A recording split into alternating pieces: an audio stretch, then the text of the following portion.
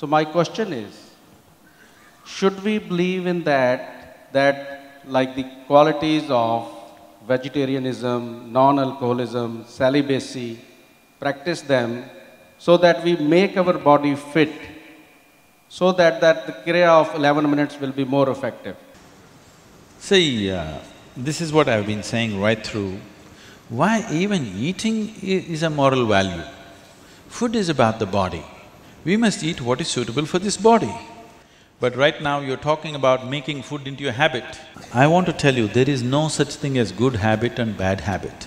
Habit means you are functioning unconsciously. If you're functioning unconsciously, that's a bad thing because the whole thing about being human is we are capable of doing things consciously. That is the beauty of being human, that we can do everything consciously. What an animal does unconsciously, we can do the same thing consciously.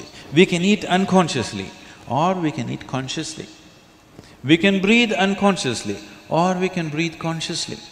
Everything that we can do it consciously.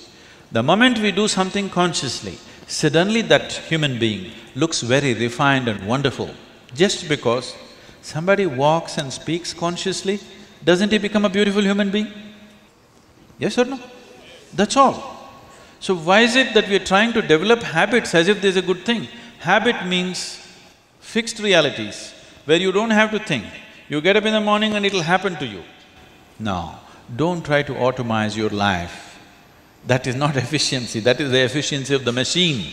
This one is supposed to function intelligently and consciously. Nobody is expecting it to function like a machine. So, about food and stuff, food must be suitable for the body that we eat for. It is for the body. This is a building material for this body, the food that you're eating. What is the appropriate food? Unfortunately, it's all messed up right now. Traditionally, we ate very sensibly in this country, but these 1,000 years of innovations have brought other kinds of food cultures, and today the national diet is pizza or pasta. What is it? Which is one? I don't know. Both were competing. So, we are losing our sense about food. It's definitely time to look at what is the most suitable thing. If I go into that food, it's a very long process, but you must experiment with food, not just by the tongue, but by the body. You eat something today and see, just learn to observe how agile and how active your body feels after eating this food. If it feels like it wants to go to the grave, that's not good food. If it feels like it wants to be alive after eating this, except coffee, because that's a stimulant. If you eat food and your body feels very agile and alive, that means it's good food, body is liking it. If you eat something, it feels dull, that means it's not liking it, it's having difficulty with it, that's why it feels dull.